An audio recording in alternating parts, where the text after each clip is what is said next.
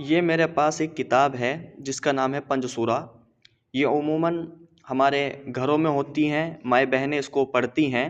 اس کتاب کی حقیقت کیا ہے؟ پہلی بات تو یہ ہے، اس کتاب کے جو مصنف اور رائٹر ہیں وہ بالکل گمنام ہیں، انہوں نے اپنا نام ہی نہیں لکھا جس سے کہ ہمیں پتہ چل سکتا کہ لکھنے والے ہیں کون۔ دوسری بات، یہ کتاب کے نام سے ہی پتہ چلتا ہے کہ لکھنے والا کوئی عالم آدمی نہیں ہے۔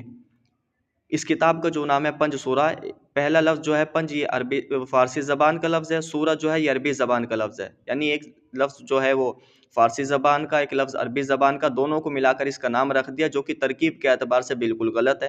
یا تو دونوں لفظ فارسی کے ہوتے یا دونوں عربی کے، تاکہ نام کی ترکیب صحیح بن سکتی۔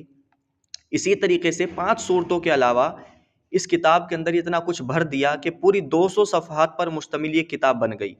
مثلاً اس میں 5 صورتوں کے علاوہ کی درود ہے، جس کا درود تاج، یہ وہ درود ہے جس کے متعلق علماء نے لکھا ہے کہ اس کے بعض کلمات شرکیہ ہیں، ان کے اندر سے شرک کی بو آتی ہے۔ ایسے ہی اس کے اندر ایک درود ہے، درود لکھی۔ ایسے ہی اس کے اندر ایک یہ ہے عہد نامہ۔ اسی طریقے سے یہ دعائے گنج العرش۔ اسی طریقے سے اس کے اندر ایک درود ہے، یہ درود اکبر۔ ایسے ہی آگے ایک دعا ہے دعائے جمیلہ، ایک درود ہے درود ناریہ کے نام سے۔ خلاصہ یہ کہ اس کتاب کے اندر یہ جتنے بھی درود اور دعائیں ہیں، یاد رکھیں یہ بالکل بے سند ہے، غیر معتبر ہے۔ حدیث سے نہ تو یہ درود ثابت ہیں اور نہ ہی یہ دعائیں ثابت ہیں۔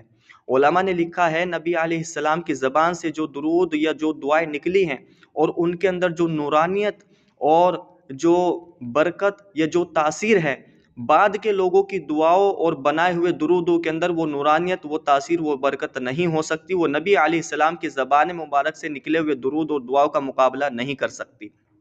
تو یہ جتنی بھی اس کے اندر درود لکھے ہوئے ہیں یا دعائیں ہیں، یہ بالکل من گھڑت ہے، بے سند ہے۔ حدیث سے یا سنت سے اس طرح کی دعاؤں کا یا درود کا کوئی ثبوت نہیں ہے۔ خیر القرون کے زمانے میں اس طرح کے دعاؤں کا یا ان درودوں کا کوئی ثبوت ہمیں نہیں ملتا۔ تو یاد رکھیں، اس طرح کی بے سند کتابیں پڑھنے سے خود بھی بچیں، دوسروں کو بھی بتائیں کہ یہ بالکل غیر ثابت شدہ ہیں، اور اس کتاب کے اندر ان درود اور دعاؤں کے جو فضائل بیان کیے گئے ہیں وہ بھی بالکل بے سند ہے، من گھڑت ہے، اور موضوع ہے، ان کی بھی کوئی حقیقت نہیں ہے۔ تو کوئی بھی کتاب آپ پڑھیں دعاؤں کی یا درود کی، پہلے اپنے مقامی علماء کو دکھا لیا کرے کہ یہ صحیح بھی ہے، پڑھنی چاہیے یا نہیں۔ الحمدللہ ہمارے بزرگ جن کا اوڑھنا بچھونا ہی قرآن و حدیث رہا ہے، انہوں نے قرآن و سنت کی روشنی میں ایسے درود اور دعاؤں کو جمع کیا ہے کتابوں کے اندر، جو بالکل ثابت شدہ ہیں، صحیح سند سے ثابت ہے۔ تو ان کتابوں کے بجائے ان کتابوں کو پڑھیں اور دوسروں کو بھی بتائیں۔